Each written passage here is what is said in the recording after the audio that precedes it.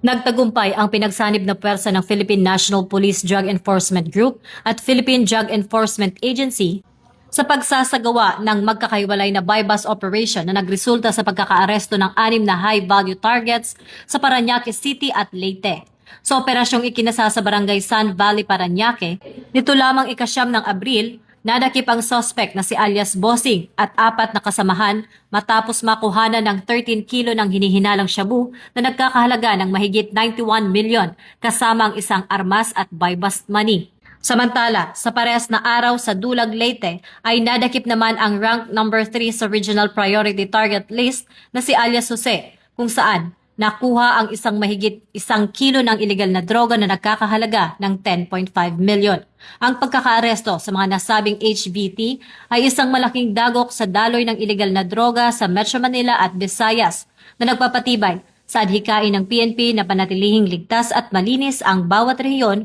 mula sa pinsala ng ipinagbabawal na gamot.